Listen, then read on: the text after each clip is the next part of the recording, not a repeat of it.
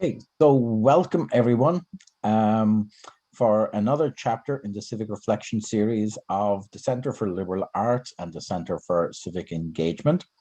And today we have Professor Patricia Machado, the economics professor from the Global Studies Department.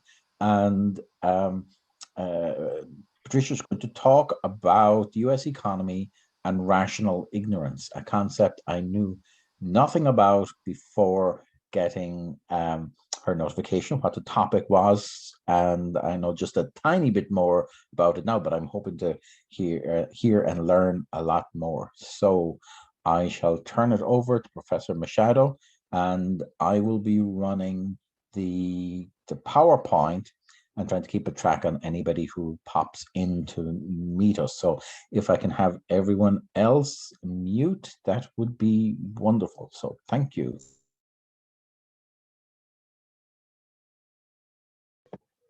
All right. Hi, everybody. I'm Dermot. You don't have, well, actually, you can leave that up. And I think some people can see me off to the side here, so that works. But I have a few things to say before I fully start the presentation. So first, hello, everybody, and welcome. I'm so glad you could join. I've been looking forward to this, thinking about this for a while. And when I was trying to narrow down the topic, when I was teaching one night, I was talking about rational ignorance, and I said, that's it. That's exactly the piece I'm looking for to try and pull this all together and show how this fits in perfectly with the Civic Reflection series. So I want to also tell all of you that the way I have my office area set up, if I'm not fully looking into the camera, it's because I've got two other monitors going, and because I'm so old school and I always have backup plans, I have a hard copy of my slides on one side, I have my notes on the other side, so my camera presence may be a little bit all over the place, so I appreciate your understanding if I tend to move a lot on the screen. It's kind of how I am in the classroom too, moving around a lot. So I want you all to know that what we're going over today is really an introduction to much of what is covered in macroeconomics course, and it is more introductory than what we might see in our textbooks. So there's a lot of terms that I'll be throwing out today that I like to be able to explain to people in common language. You know, economists are so wonderful and so brilliant at being able to give you a definition that is so complicated that it leaves even me saying, what did they just say? Okay, so one of the things that I like to be able to do is to bring it to a language. I'm much like a translator, to bring it to a language that we can understand. Okay. And so you'll see that when I get to one of the slides. And I also wanted to warn all of you that sometimes you're not going to like my answers, because sometimes I'll just say to you, yes, that's it. And other times I'll be like, nope, that's not how it works. Many times I will say to you, it depends, because that is really the economist's most common answer. It depends on what's happening in the world at this point in time and who's in political power or what type of monetary policy might be enacted. And then, of course, much of what we talk about in economics is based on our research, which assumes all men, women, all people behave rationally. And even though I'm an economist by trade and have a PhD in it, I can tell you there's a lot of things that I do that are not rational decisions. It's because it's my personality. There are things that I might spend a lot of money on, you know, going to a show or something where I know as an economist, oh, that wasn't necessarily a smart budget decision. So we have so many outside factors that influence what it is we do when we are studying economics and when we are making policy decisions about the economy. And then, of course, when you factor in major external shocks like the pandemic that we're living through now, back in 2008, the Great Recession. You know, these are things where it just rocks our world and we have to make adjustments. So sometimes you'll like what I say, sometimes you won't like my answers. And the one thing that I assure you is that there's no magic pill to fix an economy. And that's what voters are looking for. There isn't one. And the economy is fluid. It is constantly changing, constantly moving. And you have to tailor your approach based on what's happening at that particular point in time. So I wanted to tell you all this up front because I don't want you to leave here disappointed. You might come to a presentation that I do expecting an answer to all of the economic problems of the US and the world. And I can't give you that because oftentimes the answer is it depends. But the one thing I can give you, and I feel like the Wizard of Oz right now, the one thing I can give to all of you and tell you is that I'm going to show you some tools that you can use to help you make some decisions and help you address this phenomenon of rational ignorance. Okay, allow me one more second to make sure I covered everything before we move on. I think we're good. I think we're good. So there's my opening slide. Dermot, you can click to the next slide. Great. So what is rational ignorance? Okay. According to economists, rational ignorance is a voter's decision to remain uninformed because the marginal cost of obtaining information is greater than the marginal benefit of knowing it. Okay. So anytime you see the word marginal coming from an economist or in the news, if you're watching, you know, some report on marginal analysis, marginal simply means change. And we're usually looking at it as a 1 unit change or some type of incremental amount of change, okay? And so when we are looking at marginal cost against marginal benefit, most of the time, what we discover about the good old average voter is it's too much work to become informed. And I think we can all admit to that. There are plenty of times where I've done the same, but I make it a point to take the time now as I mature more to really dig deeper into the information. Even as I was preparing today's presentation, I was looking for certain links or certain charts, and oftentimes I was astonished at the way information was presented. Whenever you're dealing with percent changes, be worried. Sometimes you're looking at actual data, and different political sites would lump in an 8-year presidential term against a 4-year presidential term. Well, sure, the numbers are going to be bigger here. This person was in office for 8 years. This person was in office for 4 years. So of course, those numbers and those percent changes are going to look different. So it really is a lot of work to become informed. And so that marginal cost really is very big. But we want to maybe evolve to a new way of thinking where the marginal benefit is so worth all that cost. And hopefully by the end of this, you'll have some tools to do so. Okay, Dermot, you can click to the next slide. So again, introductory basic terms. I'm not going to give you expert analysis on these terms, and in no way should you feel like you need to be an expert on these terms. So it's just a little bit of an intro.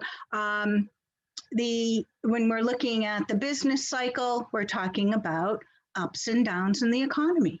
And we have our peaks and we have our troughs. And when we're down in a trough, we're usually in a recession, okay? So the business cycle is looking at our next term, gross domestic product over time.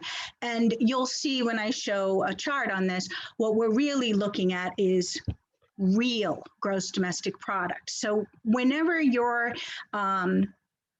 looking at a report or reading something in the news or watching on the news, there's two terms that are very important, and savvy politicians know how to use these because they've got good economic advisors. Whenever you see the word real in front of a term, that means that some type of adjustment has been made. Whenever you see the term nominal in front of a term, it means those are just the numbers as is, and no adjustments to account for inflation, et cetera, have been made. So when we're looking at the business cycle, because we're comparing one year to the next, we have to have our data adjusted. So you'll see that we're looking at real gross domestic product, or our GDP. And so what is gross domestic product? It's the amount of goods and services produced in a nation in a given time period, and it's within the nation's borders. In the old days, I used to teach gross national product, but with so many multinational corporations, we switched to GDP. And I say in the old days, I started teaching in 1990. So most of my teaching has been with GDP, but when I first started, we were looking at GNP, okay? And so this is the measure, whether you think it's the right measure or not, this is the measure we look at to determine a nation's productivity, or, then we take a step further and say, yeah, a great place to live must mean lots of infrastructure, et cetera. I know places that I could live that have very small GDPs that I could have a wonderful life in. But for the most part, this is what we look at, how much a nation produces. Okay, and in the US, it's in the 20 trillions. We produce a lot, and we have the highest GDP. I do want to warn you that oftentimes when you're looking at this with percent changes, other nations will have higher percent changes. It doesn't mean they're producing more. It just means they had a bigger jump. They're still behind, okay? Fiscal policy and monetary policy, I'm just going to quickly talk about them together. Fiscal policy is what the government can do. And most of the time in a macro course, we're looking at it at the federal level, and it's the government's plan for spending and taxation. And so when you're talking about the office of the president, it's spending and taxes. Monetary policy is the role of the Federal Reserve, and they are the central bank of the United States. They are off to the side. They do not report directly up to the US government. The US Treasury filters directly up. The central bank, the Federal Reserve, is off to the side, and the US Treasury uses them as their bank. They make reports, the leadership is nominated and confirmed, but they really are a separate entity. So nowadays when we're watching the news, most of the time we will be hearing about Janet Yellen, who is the current Secretary of the Treasury. That's fiscal side. Even though she was the former chair of the Federal Reserve, she's now the fiscal policy side. Monetary policy is Jay Powell. And so that's where you're learning about interest rates most of the time, but there's so much more to it that I can't teach you in a 1 hour session. But most of the time you're hearing about it in terms of interest rates and how we fund the national debt, et cetera. Now, taxes. I think you all know what those are, because we pay them. Later on, I'll just point out to you, we'll talk about corporate taxes and corporate tax rates in the US, and personal income tax as well. So more to come on that. And then the last two terms, people oftentimes get them mixed up. They are two different terms. Budget deficit is how much we overspend in a fiscal year. So for the US government, the fiscal year runs October 1 through September 30th. At the end of the fiscal year, if they don't have enough money to pay their bills, they have a budget deficit. We have had budget deficits for a while now. In 2000, we did have a budget surplus. those of you who were, eligible back then, like I was, we got a tax advancement rebate check from George Bush that year. But since 2001, after 9/11, it's been year after year of budget deficit. And I'm going to show you, again, looking at this in terms of presidents and what their budget deficit looked like on a yearly basis. And then national debt is what we owe over a lifetime. And in the United States, we had one time period where we had no national debt. That was the early to mid 1830s. Depending on the source you look at, they'll describe it as either 1834 or 1835. But we all run with a national debt, okay? So currently our national debt is pretty big, but what are you gonna do? We have a pandemic, okay? And again, currently our budget deficit is pretty big, but again, what are you going to do? You have to somehow run these programs that are so necessary right now. Okay, so that's your quick intro to key terms. Dermot, if you would do the next slide. All right, so I want to take a closer look at gross domestic product. There's actually two different ways we can look at it, the income approach and the expenditure approach. In my teaching practice, I try to focus more on the expenditure approach. This formula shows us that GDP equals C plus I plus G plus X minus M. And if you're feeling overwhelmed, don't worry, it's not a daunting formula. The C is consumer spending. All of these categories have fancier names. The easiest way to think about it is C is consumption or consumer spending. And that's just about 70% of the US economy. So if you want to jumpstart an economy, if you get to be president and you want consumers out there spending, you've got to come up with some policy that's going to get the consumer out spending, right? The I category is investment, and I'll save that for when you're taking a macro class. The G is government spending. Government programs. So what I like to tell students when I get to have a face-to-face class again, I'll be able to tell them more, but if you see an increase in government spending, it actually has a multiplier effect into the other categories. So let's say you have a local government contractor that employs a lot of people.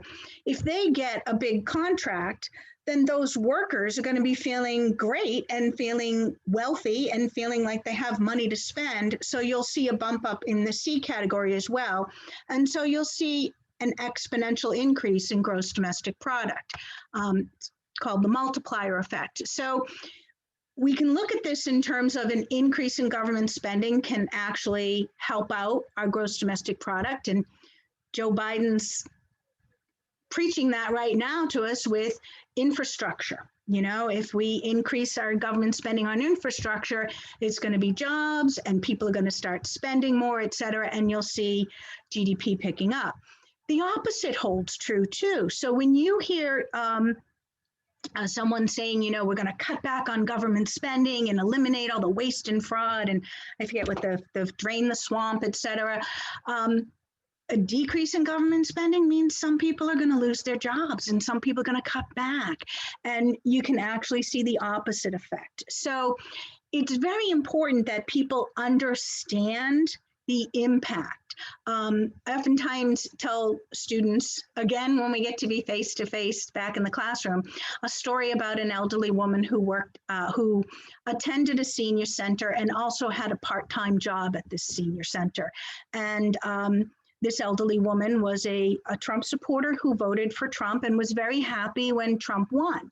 And then she became very sad when she found out that some of the budget cuts to address the problems in in draining the swamp was going to mean that some of the funding was going to get cut on senior services. And this person also had a job delivering Meals on Wheels. That was part of her income, and they were going to cut some of the funding for that. So what happens to us as voters is we we say, yes, this is what I want, cut back government spending, but then we need to be more knowledgeable and figure out, oh, well, which programs are actually going to get cut, and how this impacts us. So it really is a double-edged sword sometimes. The last part, and I'm not going to talk about it, is X minus M, which is our net exports, or exports minus imports. But that, again, can be saved for a class at another time. Okay, Dermot, ready to change slides?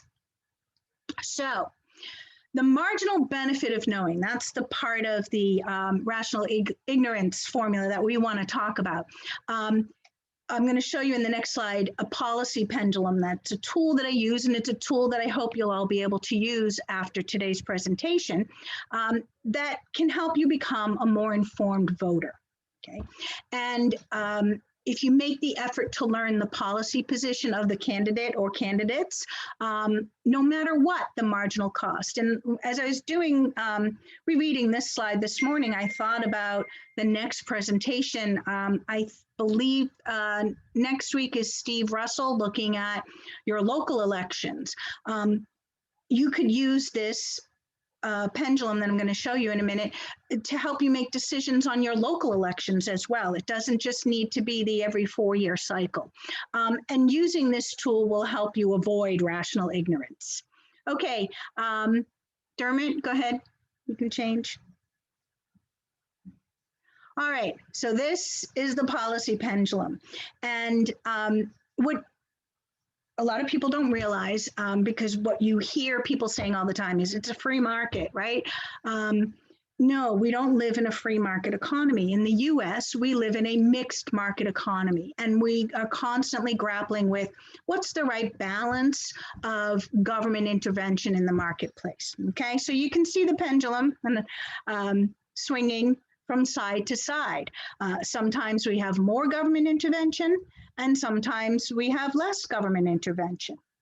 If you think about back to the Great Recession, and everybody's angry at the banking system. We have a financial crisis. We're angry at that banking system. We want more controls on the banking system.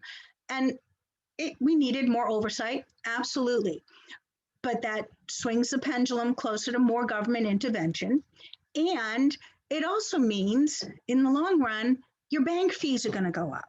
You're asking for more oversight, more control on the banking system. Well, absolutely. You can have it, but it comes at a cost. And so we want all these rules, but then we realize, oh, maybe it was too much, and then we have to scale back.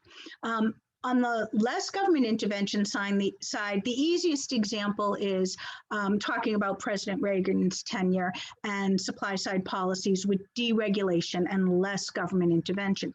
And again, I'm not going to say to you right or wrong, perfect answer, magic pill to fix everything. What I'm saying to you is the pendulum swings, and you have to figure out what is the right policy at this point in time. Okay, so this is the tool you can use every time you're making a voting decision. Say, am I picking the person that will have more government intervention or less government intervention? And, you know, I used this tool to help me make my decision on who I was going to vote for president. And I knew, because this is what I do for work, my taxes were going to go up. But that to me was the trade-off I was willing to take, okay? So we'll be back to this in a little bit. Dermot, you can switch again. Thanks.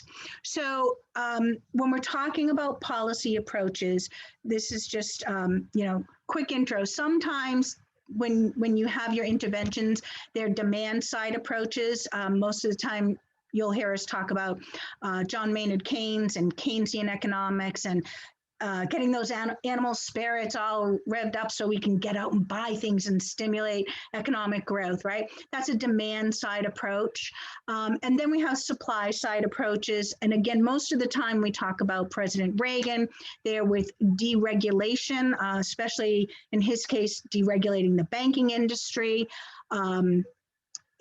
It is also viewed as an approach looking at tax cuts.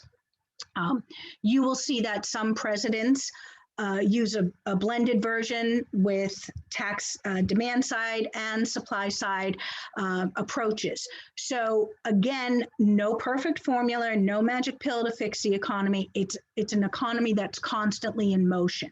Okay, sometimes supply side approaches get a bad rap. I'm going to tell you that sometimes they're a good way to jumpstart an economy. The issue then becomes once everybody's working, everybody gets a paycheck and they're out spending money, and that drives up inflation. It increases your gross domestic product, which is great, but it also drives up price level. And when prices are going up and we have rapid inflation, monetary policy has to kick in, and that's usually in the terms of raising interest rates to slow down an economy.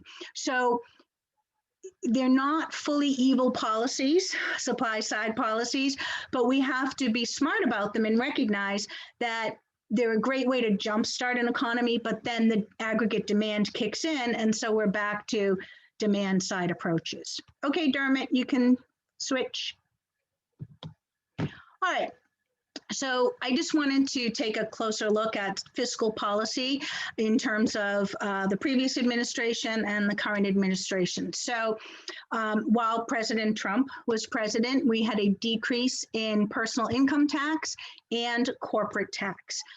I personally liked the extra money in my paycheck, and I would guess that you guys did too if you ended up qualifying for extra money in your paycheck. For the corporate tax, for the decrease in corporate tax, it brought a lot of money that was hidden away offshore in countries that have very low corporate tax rates. It did bring that money back in, but the jury's still out on whether or not that had a major impact on investment spending in the US. The pandemic has changed our access to results on that. So there'd be other factors that we'd have to look at. You hear about Intel creating new manufacturing facilities here in the US. A lot of that is driven by our relationship with China as opposed to the corporate tax decrease. However, having lower corporate taxes is an incentive, okay? Now, President Biden, in his first, I think, would we say 75 days in office, I think, so far, Dermot, I saw in one of your messages, he has proposed an increase in the personal income tax, but it'll impact people who are earning over $400,000 and above. And he's looking at increasing the corporate tax. Now, this is a talking point that I'll bring up again later on, but I want you to understand that there's going to be a lot of negotiation, okay? The corporate tax rate was at 35%. Under the Trump administration, it went down to 21%, which was a very unusual move because the representatives in Washington had already somewhat agreed on 25% was okay. President Biden is coming in at 28%. We're at 21. You're probably going to meet around 25. And this is for me, the frustrating strategy of politics. I would make a terrible politician because I'm so matter of fact, like, well, then just make it 25 and be done with it. But that's not how it works, okay? So I will yield to our history and government professors when we want to have the conversation about politics. It's so out of my wheelhouse, the whole art of negotiating there. Okay, and then both presidents, we've had our stimulus checks, we've had unemployment compensation support, we've had student loan payment pause, which has really helped out a lot. Those, again, are methods of putting money into the hands of people so that most of the time we're doing it to stimulate economic growth, but during a pandemic, we're doing it to sustain and ward off major catastrophe. All right, Dermot, we're ready for another switch. All right, so I have these links here, and depending on time and how my audience feels, I can click on a couple of these and show you some data, or I can tell you that you can all have access to these, and we could start right in with questions. I'd like to get a pulse on the 14 or 15 of you who are here. Would you like to chat up and start with questions, or would you like to take a look at some of these and I can tell you why I picked these?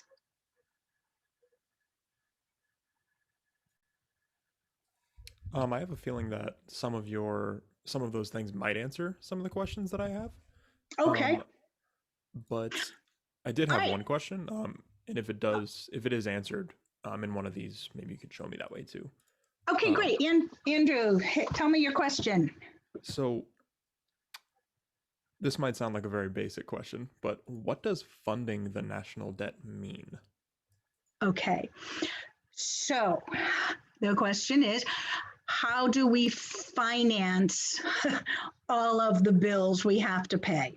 Okay, so there are many different ways. And again, and when I told you in my intro, I try to keep things simple so we can all understand it, because otherwise it'll be too overwhelming with convoluted language of an economist. So, Andrew, have you ever had a U.S. savings bond? Did anyone ever, it was a popular gift many years ago when babies were born, that maybe an elderly aunt would give a U.S. savings bond to a new baby.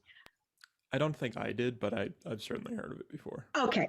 All right. So think of a U.S. savings bond as a piece of cardboard. And someone went to a bank and gave the bank $25, and they got back a piece of cardboard that said $50 on it. And then they went and they gave it to the baby. And when the baby turns 20 years old, the baby brings that piece of cardboard back to the bank, cashes it in, and gets $50. What really happened there was, here's $25, US government, I'm giving you a loan. And they give you that piece of cardboard and you hold on to it, and then you go and you cash it back in. That original gift of $25 was a loan to the US government, and then they went out and did stuff with it. If you go back to your history courses, learning about in World War II, war bonds, how do we fund the war effort? People were working, they were heavily marketed to purchase war bonds with any of the money they had or any extra money they had, and that helped fund the war effort. That's what we mean by funding the national debt. We're funding the bills of the US government. Now, it's bigger than this. There's other vehicles that can be purchased.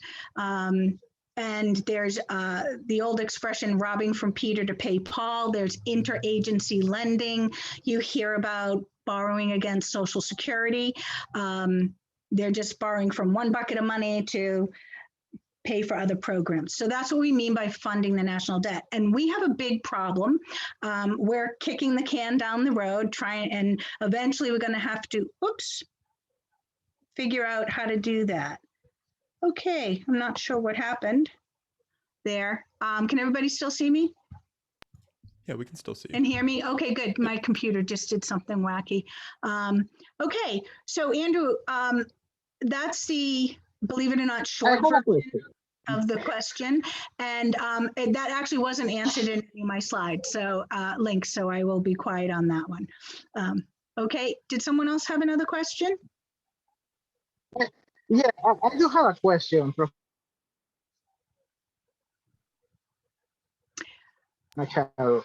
I have a measure in economic in money terms, and why not use another kind of index like happiness, like health, like distribution of wealth, like safety or jurisdictional safety. I don't know, a combination of any other things. I come from a very undeveloped country, and whenever they say, oh, there is a growth in the economy, the gross product, but on the other hand,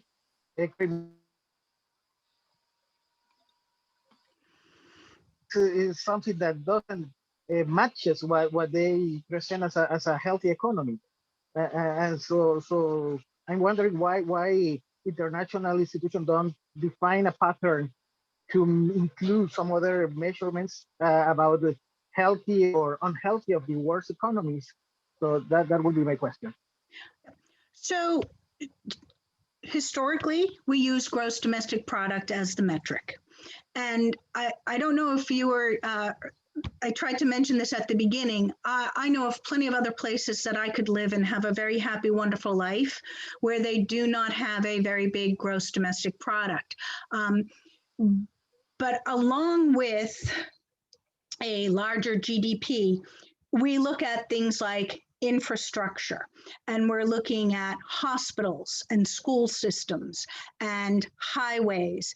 And so oftentimes we know that there can be problems with, having too much growth and infrastructure, but there are also indicators of good school systems, good hospitals, good employment. So I like to describe it as a real catch-22. I'm also a very big fan of looking at measures of happiness. I like to look at life in the blue zones, places where there's longevity, healthy diets, community. If you look at people in Okinawa, they have a sense of connection to family. They have longevity, they have a healthy diet, et cetera. So, in parts of the Mediterranean as well. So I guess the best answer I can give you is it is what it is. This is what we use, but we should all be open-minded to there are other metrics that we should also consider. But the strongest argument for it is the better the infrastructure. If I were to fall ill on vacation in the Bahamas, and I would love to live there because it's beautiful and serene and I have the ocean and the beaches, I want to be med flighted back to Boston and have the access to the best doctors and the best hospitals. So this is built into looking at gross domestic product.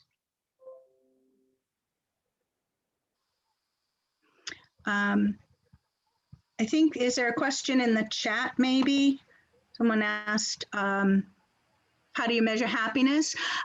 For an economist, we have this funny thing called a UTIL, UTIL, and we study utility, and it's a measure of satisfaction, but it's one of those things that's very hard to really put your finger on, because it's just like the opposite of going to the emergency room and they ask you on a scale of 1 to 10, what's your pain? Well, if you have a high tolerance for pain, you're going to say it's a 2. If you don't have a high tolerance for pain, you're going to be, it's a 12, help me. So it's the same thing with trying to measure happiness.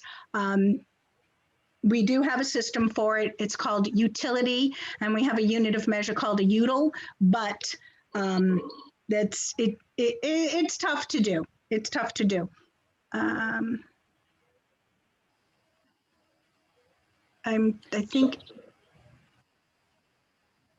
I'm not sure if this is a question or not. Steve Can I ask a question? Sure. So after the election, the soundly defeated candidate put out an appeal for contributions into his legal defense.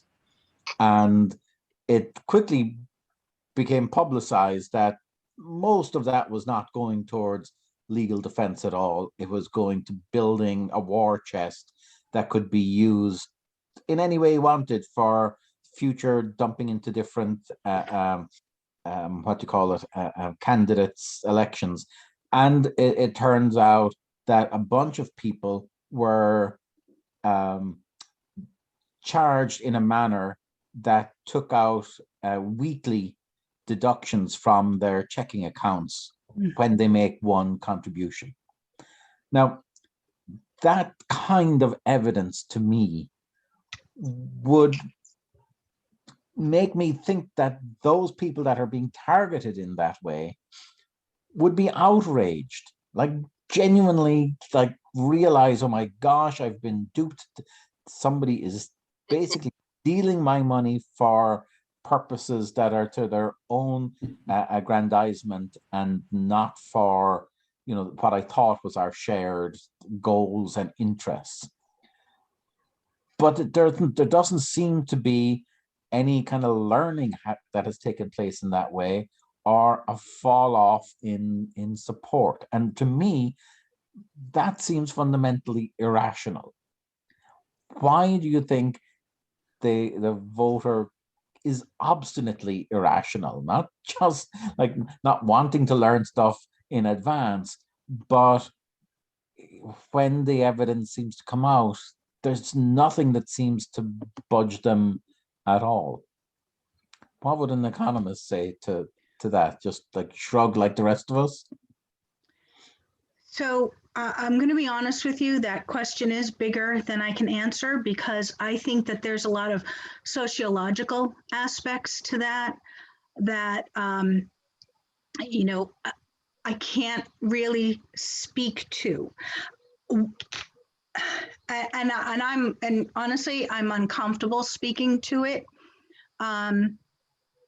Some of it is, you know, the way that you are raised and your belief systems, and belief systems are very hard to change.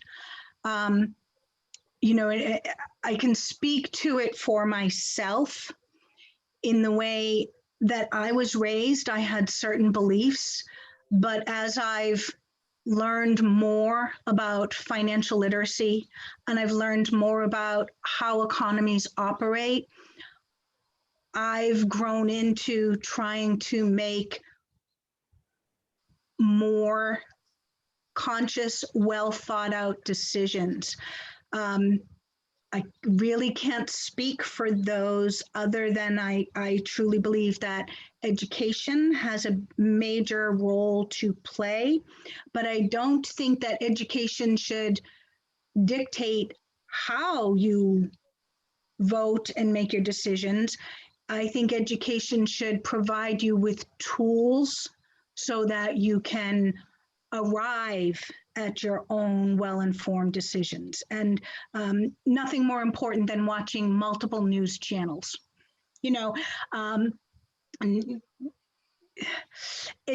there's so much out there to whittle through. It really is the marginal cost of doing all this work to become informed is far greater. But eventually I worry as an economist that we can't afford not to do all this work. We have to get to some equilibrium point. I will really talk like a geeky economist here. I had a question. Yes, Andrew.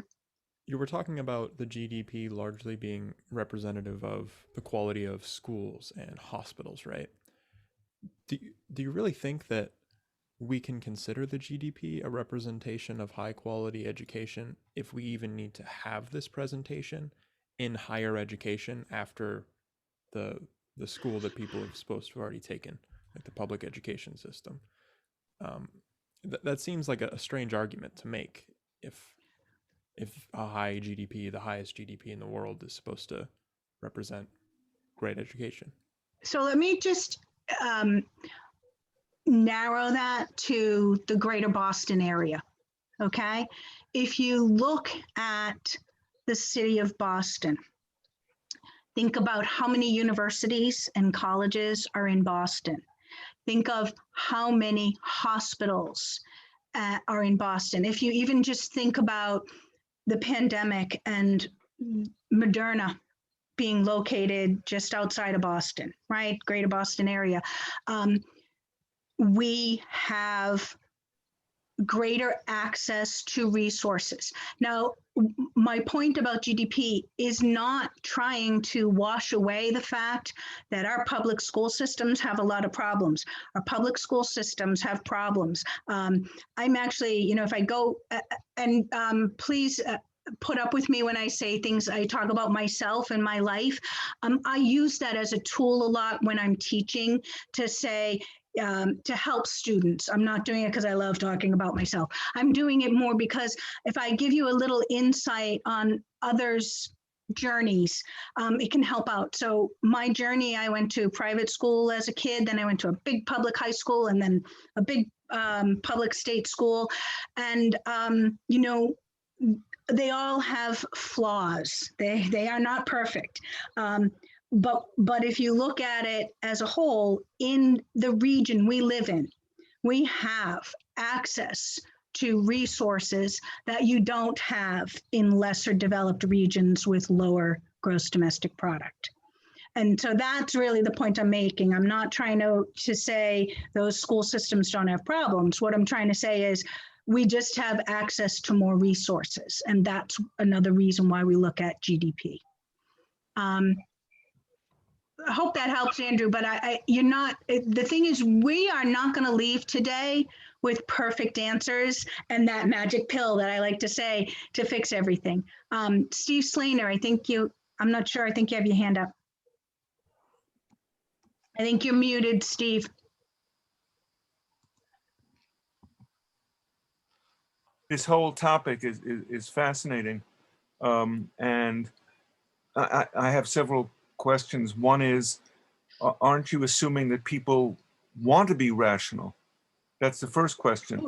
And it seems to me that a lot of the, well, I wouldn't limit it to Trump by any means, but a lot of those people don't really have, that's not where they're coming from. As I said in the chat, I think the Trump phenomenon is very much like a cult, okay? And in a cult, people are not generally known for being rational, right? So that's my first question. And my second question is, gross domestic product includes all sorts of things. And it's well known, as happened during World War II, that military spending is good for the economy, or can be. I don't know that it was in Vietnam, actually. You would probably know more about that specific question than I, but certainly during World War II it was. And yet, when you look at the costs of war, I'm not so sure that's a good thing. And especially if I don't have time to do it now, but if I could show that we don't need to do all this so-called defense spending, then maybe it's a waste of money, right? So anyway, so those are the two sorts of questions I have. So Steve, you and I know each other as colleagues in the same department. And so you're asking questions that cannot be answered today. Yeah, all right. These are very big questions that we have grappled with for centuries. And so what I can say to you though is I'll kind of turn it around and say, you know, did you like the extra money in your paycheck when you got your tax cut? And do you sleep safely at night knowing that you are protected by the U.S. military? No, absolutely. I don't feel at all protected by the military. Absolutely not. No. So are you familiar with our status in Greenland and early warning missile systems? And you know, so this, I guess I'm just trying to say these questions are much bigger than you and I in our knowledge base. And I know that both of us always come into these questions with a big heart and a lot of caring for people. And so we just, I think it all comes back to what's the right balance of these programs. Not necessarily let's eliminate them. What's the right balance? And, you know, I know based on how I decided to vote that my taxes were going to go up, and they're going to go up. Hopefully not too much, but eventually we're going to have to pay for all of this spending.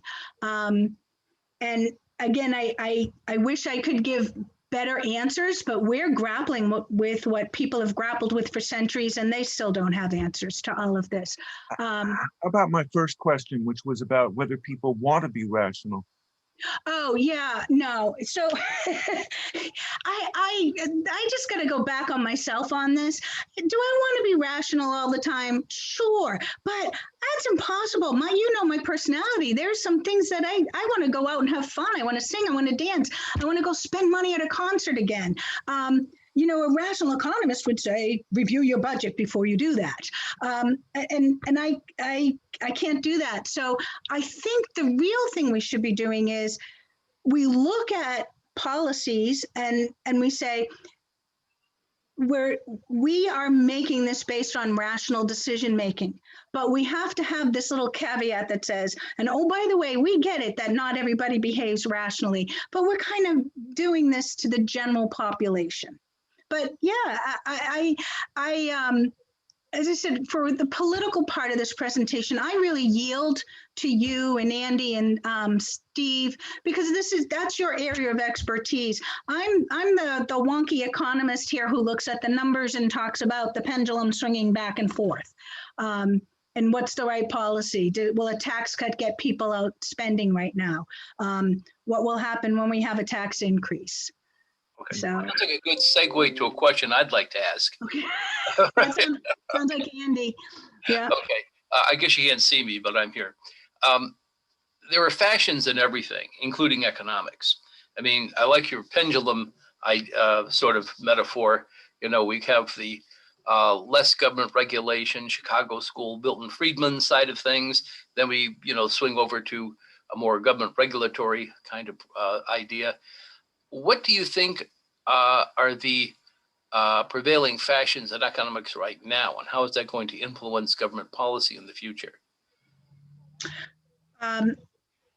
So I'm going to talk about what was in the news 2 days ago. Janet Yellen announced that as Secretary of the Treasury in the U.S., when she goes to her G20 meeting, she's going to recommend that they all agree on a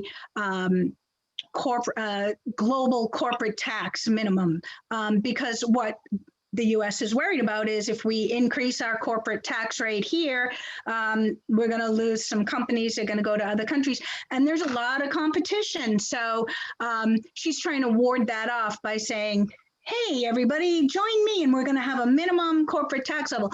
She's not going to get anywhere with that. But again, that goes back to the political part of this.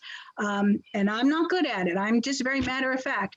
I think very highly of Janet Yellen, and I respect her, but I saw that the other day. I'm like, really? You think they're going to agree to that? Good luck. There are going to be plenty of nations, especially in the Caribbean, that want the money from those businesses, and they will offer lower tax rates. So at the moment, Andy, what do I see as what we're all going to be talking about? It's going to be taxes. But I'm hesitant to use the word popular way of thinking. Again, I'm pretty boring, middle of the road. No, it's just, here's who's president, here's who's won, here's how it's going to play out. And that's, again, a boring answer, Andy. Okay. And if I might, I'd just like to offer a comment on Dermot's question about the Trump supporters. Okay. In psychology, there's a term IDS, intellect deficiency syndrome, which I think explains a great deal about people who donate money to Trump and don't mind being scammed, despite the fact that it's so obvious. Yeah. It looks like Steve Russell wants to say something too. I've got a question. It's about debt, okay? The national debt, which we're accumulating, I don't know how much, it's probably well over 20 trillion, isn't it? Yes. And we're adding to it with the infrastructure, if the Biden infrastructure plan, that is going to accumulate. Mm-hmm. Now, it seems to me we've been told along the way not to worry too much about it, because there's a lot of cash out there. There's a lot of people who want to buy those government, federal U.S. government instruments, whatever the savings bonds and, Treasury, the more sophisticated ones. and mostly outside of the US. So I don't know, number one, do you think that's still true? Because other countries are also having to make the same investments that we are. And number two, is it a great idea for, you know, people who really don't have our interests at heart, maybe, to be holding so much of our debt? Okay, so a couple of things on that. Overall, about 1/3 of the US debt is owned by foreigners. And Japan actually owns a lot of it. So, and they are considered an ally, a very good big ally. So there's that piece. Is there always a reason to be concerned? Sure. But I'd be a little bit concerned about some other nations as opposed to being as concerned about Japan owning a lot of our foreign debt. But overall, foreign debt is about 1/3 of our overall national debt. In terms of, you know, funding, is it a good idea? We are kicking the can down the road, but we are also in crisis mode right now. And so, you know, it's just like, you know, I look at my life during the pandemic. I'm working from home. My wash machine died. My dryer died. And most recently, my dishwasher just died. Okay. And I've got to fund that somehow. And I've got to make those payments. And that's kind of what we're doing as a government. I know it's a small scale example for a big scale problem, but it's just, it is what it is. Now, am I worried about it reaching 27 trillion? Yeah, I am. I'm kind of worried. But I also know that right now what we're seeing in the news is, you know, increase in taxes to help fund it. But talking more about corporate, but what you're also going to see is they'll be looking at increasing the gas tax, which, you know, in a microeconomics course, we learn about that in terms of price elasticity of demand. And, you know, if they put a 3-cent tax on a gallon of gas, I'm still going to buy gas, and they're going to create revenue. So they're going to look at alternative funding sources. Steve, I don't know if I fully answered everything you asked. No, it was also a comment more than anything, but in a way, back when the first national bank was established, Alexander Hamilton put together his financial plan and all this. He said that debt is a good thing because the business people, the wealthy people, will tend to buy debt, and that will give them an interest in making sure that the government is stable. Mm-hmm. And on the one hand, I kind of agree with that, but on the other hand, even if we fund the debt domestically, do then, you know, big financial institutions have a lot more to say about how, you know, the government, the common good, the directions of the common good, then maybe they should. And in a way, if you fund with taxes, then more people have a say in what's going on. But of course, it's not popular to do that. But, you know, so it's an old story. Yes. This business of debt. Yeah. But Hamilton thought, this is great. We need to, the government needs to take on more debt so investors will buy. And I don't think he minded foreign investors either, because he said they have an interest in keeping the U.S. stable. Right. So, right. Yep. If I could just mention a couple of things for anybody who wants the slides, we can send them out. And there are some very interesting links. One of which is the first one that I have on that slide is the usdebtclock.org. If you look at that one, just don't get all freaked out. The numbers are big, the numbers are scary, and they keep ticking away. when I teach about national debt in the classroom, I always start out small and say, hey, guess what? I have a big mortgage for my house. That's my national debt, that plus a car loan. And some people would look at my mortgage and go, oh my gosh, how do you owe that much money to the bank? And other people would look at my mortgage and say, boy, I wish I only owed that much. So some of it can be relative, depending on the situation you're in. I did see a couple of people with hands up. I don't know if we lost them because we're running out of time. And No, Tom had his hand up. Okay. I don't know if Tom's still here. I'm still here. Okay. Can you hear me? Yeah. I wasn't sure if we were out of time, but I just wanted to respond to Dermot's question and push back a little against Andy with the idea of the intellectual deficiency that that there are a lot of smart people who follow Trump, and some of the evidence is showing that it's more of like an identity issue rather than a rational issue. But I think it does raise that whole question, you know, which is big in economics right now, of you know, the assumption of the rational actor. And I was wondering, Tricia, if you had any experience in or reading in, I think they call it evolutionary economics, a kind of model of economics that takes into account the way that people behave irrationally for evolutionary reasons. So no, but I want to say under the realm of behavioral economics, that's, you know, more what I'm used to reading about and talking about and saying, you know, consumer behavior being not always rational. Like, I know I shouldn't spend $500 on a red pair of basketball sneakers, but I want them. So I'm sorry, Tom, you may be more knowledgeable about evolutionary behavior in economics than I am. If you want to chime in and speak to it more, I'd love to hear it. But I think it's really interesting, even to the point of like Dan Ayerle at MIT is doing this work. He's a psychologist, but it's being used by evolutionary and behavioral economists with the, you know, the famous example is if you if you offer people a product for 1 cent and a product for 50 cents, and the value on the 50-cent product is really good, then people tend to buy the 50-cent product. They use like chocolates. But if you reduce the price of both by 1 cent to free and 49 cents, then people take the inferior free product because it's free, even though the change in the two products is the same. So people follow these, and there's a bunch of examples like this of these rules of thumb that people use to assess value that are completely the opposite of what you would expect from a rational person who's doing math. Yep. So we are talking about the same thing under the umbrella of behavioral economics. There's another example, and this was actually in a textbook that I would use.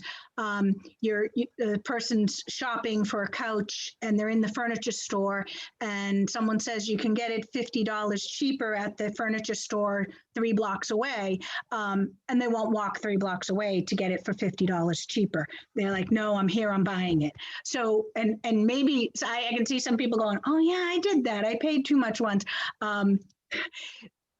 This all falls under that. I do want to support your point, Tom, about many educated people did support Trump. And sometimes it was 1 or 2 key issues that they aligned with, and that was their deciding factor, other than looking at the bigger, you know, all of the issues.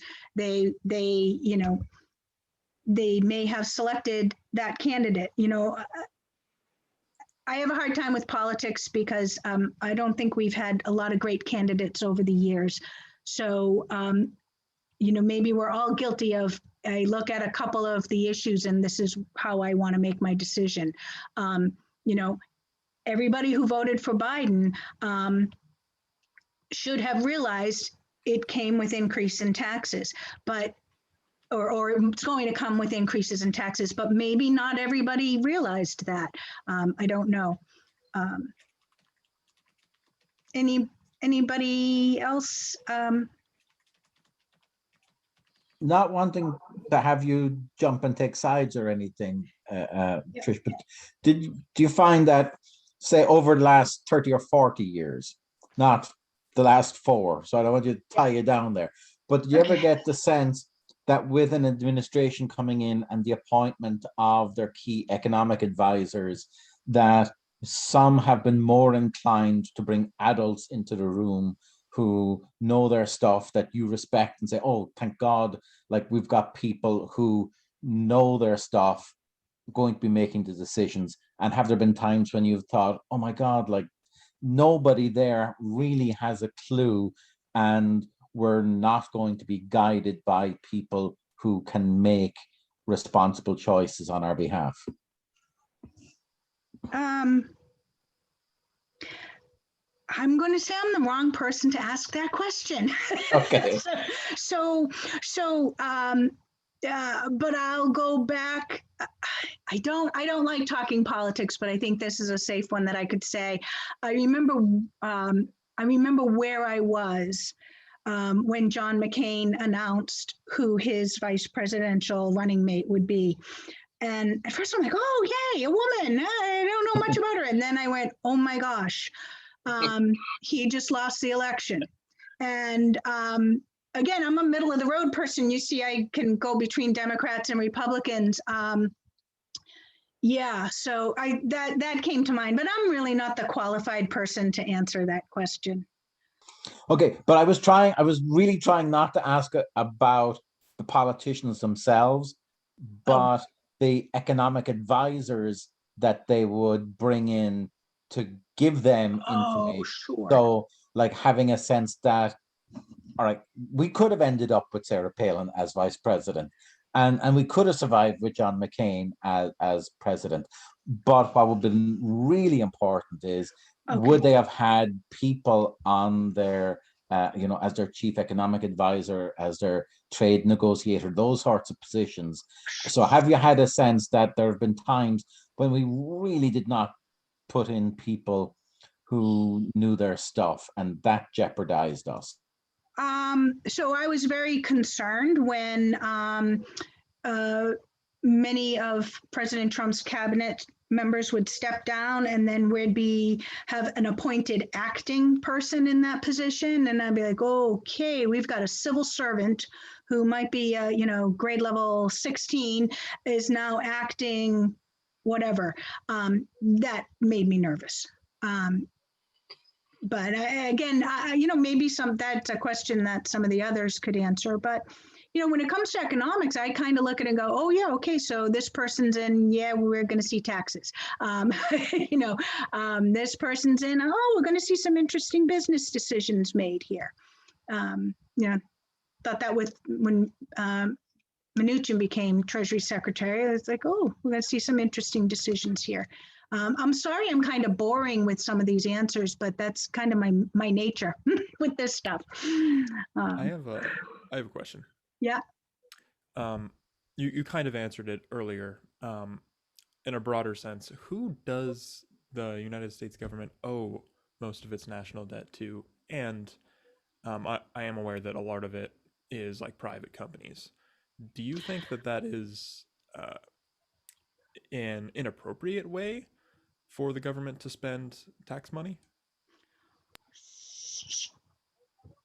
So it's not spending the money, it's bringing in revenue.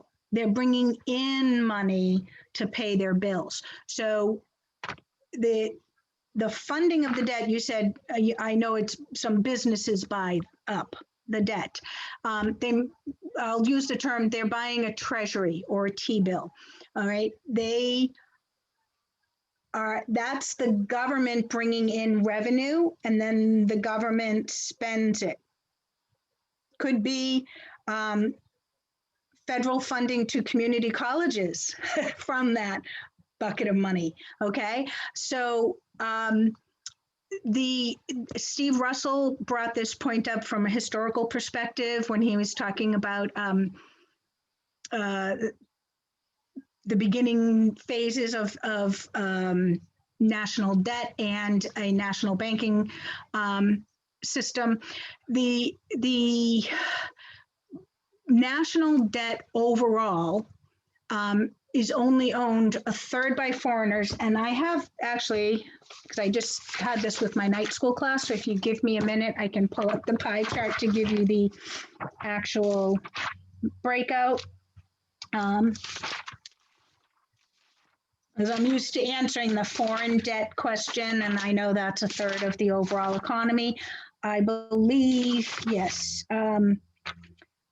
So if you break it out, 33% to foreigners, 25% is private sector, and then 42% is public sector debt and interagency borrowing.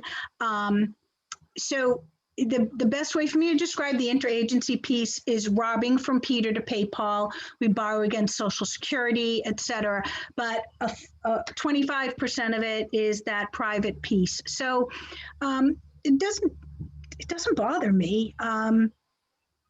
It is what it is.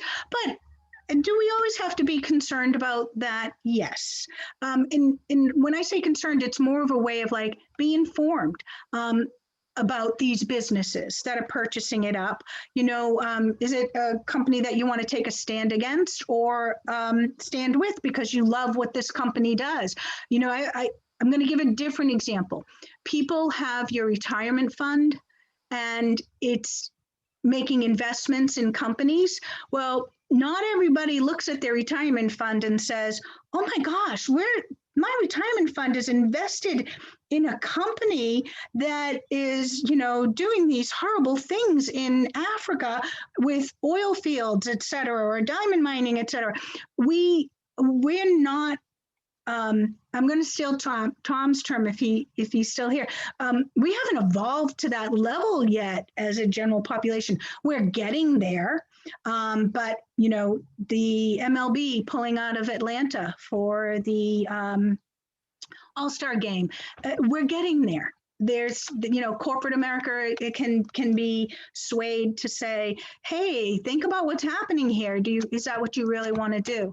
But I don't have any good answers for you. I just try to be open-minded about it and say, yep, here's how it is. And then I want to make sure that it's being done responsibly.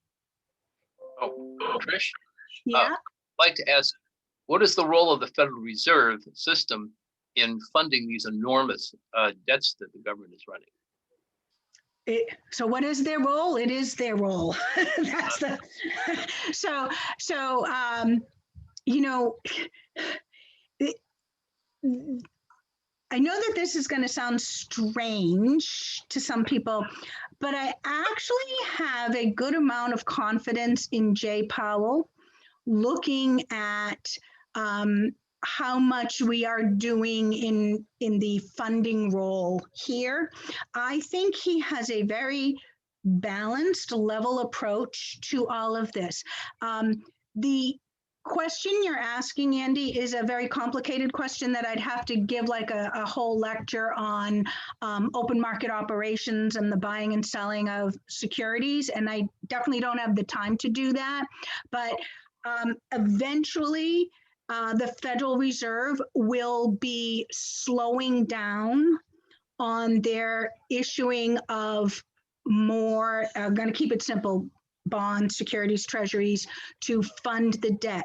At the moment, they have been very generous, and the phrase we use is dovish in making sure that we are stable. You have to remember, under the Obama administration, the Federal Reserve really had to step up to the plate and take care of the US because the fiscal side couldn't get their act together and pass anything. So it is a much longer answer than I'm giving right now. I'm going to describe it as they have been very accommodating and very dovish, but they've also been very stable. You know, and even when Jay Powell talks about concern over inflation, he has been very steadfast in saying, I'm not going to be preemptive in raising rates. I'm going to watch and see and let the data really tell the story. Again, some of the links you'll see, I've included data on inflation rates as well. But their role in monetary policy, Andy, is very important, and they have been very accommodating in helping funding. Okay, I think Tom, Andy, I don't know if you wanted to add anything. No, that's okay. And Tom? Yeah, I was just watching the other day a Robert Reich video where he made the point that the money the government spends doesn't just go in a hole in the ground. Usually, sometimes it does, but some certain kinds of public investment actually return extra money down the line. So sometimes public spending is actually, I mean, if Andrew's worried about the future debt, it may be that some of that debt will go away because $1 spent today might produce $7 in revenue in 20 years or 30 years. But what's your position on that, Tricia? I immediately thought of an example during the Great Recession and bailing out General Motors. The U.S. that was a great deal for us. Made money back and then some. So it really is again, back to balance and going, what's the right decision at this point in time? Do I believe in the infrastructure investment right now as being presented by President Biden and saying, we're going to make this investment now, but further down the road, I think, Tom, you said, invest $1, it may, bring fruit to $7 later on. Absolutely. But you always have to remember, and this could be in a presentation for another day, the individual versus the collective. We have to look at the overall business cycle and say, okay, here's how the US economy is going. Then you have to take the individual, I'll say you, Tom Green, professor of English, and go, okay, Tom, where does your life fit on this business cycle? Because, eventually there'll be a downturn in the economy and you need to be prepared for that downturn. We don't, how do you position yourself accordingly a few years down the road? So those investments, some of them will pay off and they are worthwhile. And that's great for the collective. But then there's the individual, and you need to figure out where you fit in. I'm in the tail end of not ending my career, but I'm not the young professor anymore. So I kind of look at, okay, where are we at the business cycle? How many more years do I have in the workforce, et cetera, and map it against it. So I actually spoke to something extra in your question, Tom. So one, yes, investment now can pay off later. And then two, there's a whole other piece to this of then how does the individual position themselves later on? I think I'm missing a question. Ian asked something in the chat. Earlier you mentioned stimulus checks being helpful. Okay, so I would like to answer Ian's question. What should you do with your stimulus check? You should be careful right now with your stimulus check. Don't go out and spend it all, okay? As a matter of fact, right now in the US, our savings rate is at an all-time high. While some people are struggling, those who have continued working have been able to save money because their lifestyle has changed. The stimulus checks for some people, I would recommend holding on to it for a little bit before you jump right out and spend it.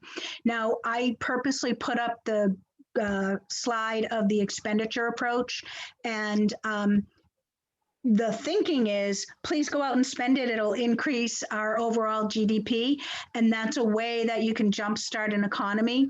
But we are in unusual circumstances with a pandemic. We don't know if there's going to be a fourth round of this with all the variants. So at the moment, I'm kind of preaching better safe than sorry. Hold on to it a little bit. But if you asked me this question during a different time period, like back in 2000, when I got a check from George Bush for $1,200 one summer, go out and spend it. Go be a good American. Go out and spend that money, jumpstart the economy. We were in a different time period. When Barack Obama was president, instead of giving me a lump sum check, it was decided that it would be split out incrementally over each pay period. For me, it amounted to an extra $10 a week. And I, said we're having pizza tonight and spent the money back in my local economy. So it is very much a question that is answered based on what's happening at this point in time in the overall economy and what's happening in your own personal life. If your car breaks down tomorrow and you need to fix it, then go ahead and spend your stimulus check.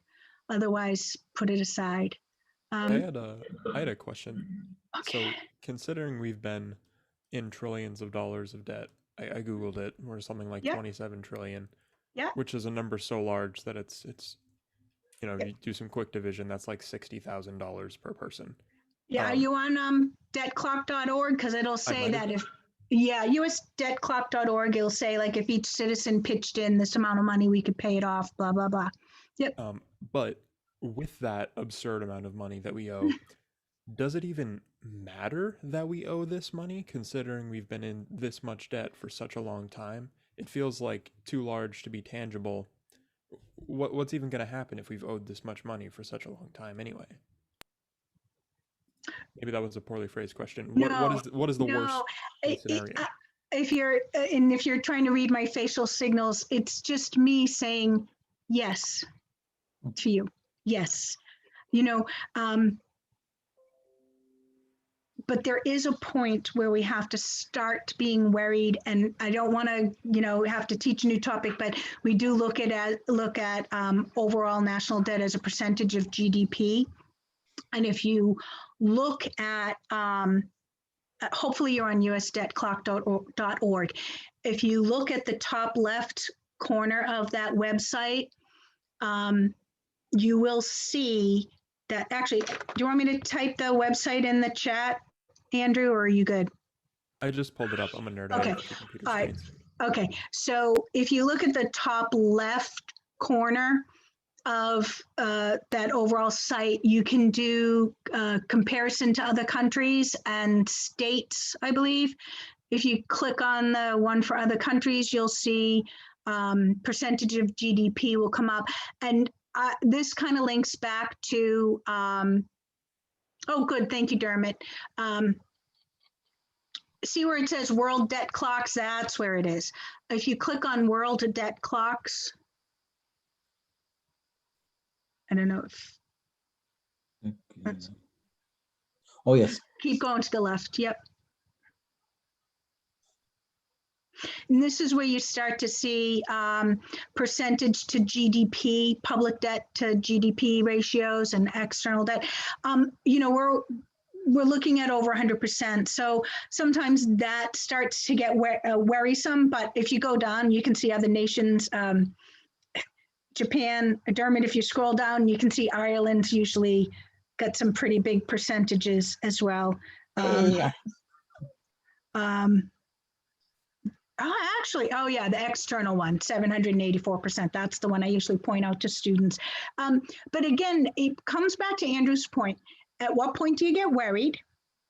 I don't have that magic answer for you, but I can say to you, I'll bring it back to Steve Slaner's earlier comment, bringing in World War II and debt at that point in time. We are, World War II is a very troublesome time for us. And I will say that this is also a troublesome time for us. Dermot, some of your other, the screens were showing up. But I can't give you that answer. I could bring in commentators on either side, and one would argue, this is terrible, we need to fix it right away. And the other would argue, it's okay, we're doing what we have to do right now. And I would just be the translator in between. I'm not going to give you that answer. It's up to everybody to decide. Do you think it's at the outrageous amount and it needs to stop, or are you okay? Let's figure this out and get through the pandemic. That's really I don't know that that's appropriate for the government to be spending this money and then telling the population, it's up to you to determine if this is fair. Considering it's us that's in debt. Is it? Okay.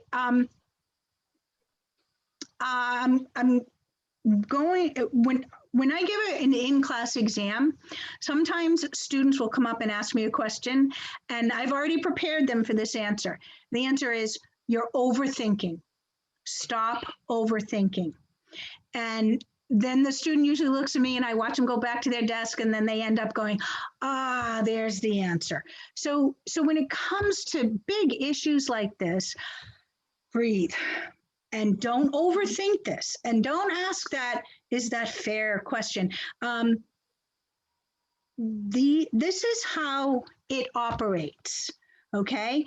And then eventually, and Andrew, I'm not sure where you are and you're at your level of coursework here at Northern Essex, but I can tell you're very inquisitive and ask great questions. And so as you keep moving up in your learning, maybe you will have a career where you work in policy or you work in a congressional budget office. I have no idea, but then you can start to have programs to address this. One of the links that I included shows you the yearly debt. And if you look at President Obama's 8 years, I think when he came in, we were at like $1.5 trillion per year in overspending. By the last year of his tenure, we were down to maybe just under 800 billion. Don't quote me on the numbers because I'm going by memory. But these issues can be addressed.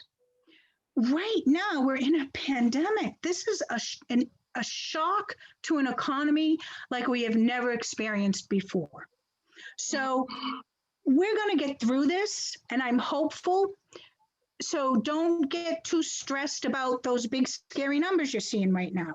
It is what it is. It's just like I have a mortgage and I owe the bank, I'll make up the number. I owe the bank $300,000 for my house. Okay. Some people would look at that and go, oh my gosh, how can you owe the bank that much and sleep at night? And other people would say, I wish that's all I owed the bank for my house. So we're going to be okay. And you have to trust in our leadership to get us through this challenging time. I'd like to offer an historical comment. Sure, At almost exactly the same moment that Alexander Hamilton was writing his report on finances, explaining the virtues of a national debt, France was about to be plunged into a catastrophic revolution because of its enormous national debt. So I would say, be afraid, be very afraid. Okay, and don't listen to Andy. Okay, I'm sorry, Andy. I like you as a colleague, and I think you're a very good history professor. But I am not, especially during a pandemic, I am not going to scare anyone at the moment. You can be. This is, you are smart, Andrew. I'm not Andy. No, you are smart too, Andy. But Andrew, I can tell you are smart. You ask great questions and you're really thinking about this. And I hope that you email me later on with more questions. But I'm really going to tell you that you're going to be okay. And this is the first time you've had a presentation like this, maybe. Where you're seeing, oh my gosh, we owe so much money. I was teaching this course many years ago, and I had a student do a presentation back in, it must have been the mid 90s, and our national debt was $3 trillion at that point in time. And I just remember it, and I remember the student, and he made this be afraid presentation, the national debt is $3 trillion. I think of that student all the time, and I go, oh my gosh, what's he doing now? Because he was so afraid back when it was 3 trillion. What's he thinking at 27 trillion? You're going to be okay. All right. Dermot's had his hand up for a while, but I don't know if it's to get me to stop talking so we can end. No, it's not. And it's lovely that none of these talks has gone less than an hour and a half. They really haven't. So you guys are great for sticking with it. So if you don't want to answer this because it goes way off into something else, that's perfectly fine. But one of the things that I see happening whenever there is something like we've seen happen with the corporate tax cuts, and then with some of the PPP loans that companies got back, they go and buy back their stock. Yes. And that might seem like a very rational thing for those companies to do, to increase the value of their own holdings. But it seems to me that, from my uneducated point of view, that for society as a whole, why would we want companies to do that with that money? Like, presumably the intention behind it would be that they would either invest in research or invest in additional employees, or just don't give them the money. But so why do companies want to do that? And is it something that we as a society should be concerned about? So I think you already answered the why do companies want to do that, because they're buying back their stock is going to increase the stock value. For that option of being able to do that, we can thank President Reagan. That was part of the monetary changes, the policy changes back in the early 80s that gave businesses that ability. It is something that I think that we need to have continued discussion about that, because we walk a fine line on that. And your points about the intention is not necessarily for them to be doing that. The intention is for it to be going back into infrastructure. We ran into a similar problem with this during the Great Recession, with interest rates being so low, and again, providing low interest loans to businesses. And the intention, and the Federal Reserve really grappled with this at the time. They're like, hey, we have interest rates really low so that you can borrow money and keep your workers employed and reinvest back in the company. And they're out buying cheap stock in the stock market, all buybacks and other cheap stock during the recession that they made a ton of money on afterwards when the economy picked back up. So these are, Dermot, I'll yield to you on the ethical and philosophical and moral questions on these. It's great to have faculty with different strengths collaborate on these discussions, because it is a real issue and it's a dilemma. Okay, thanks. Mm-hmm.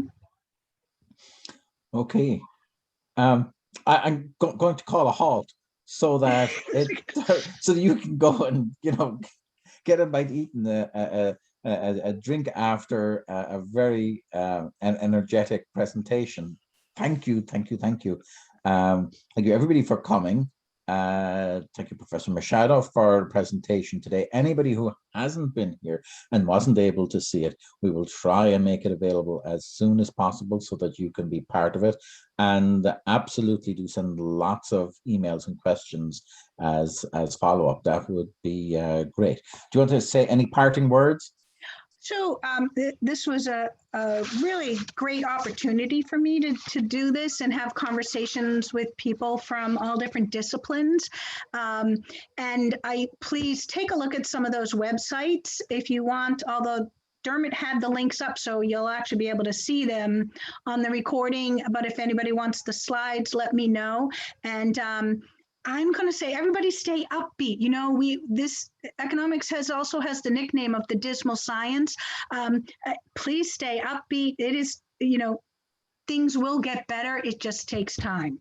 And have faith and become an informed voter. I want your marginal benefit to be greater than your marginal cost. I do not want you. I think that's my last slide, and we didn't show it, but really, please don't fall into the traps of rational ignorance.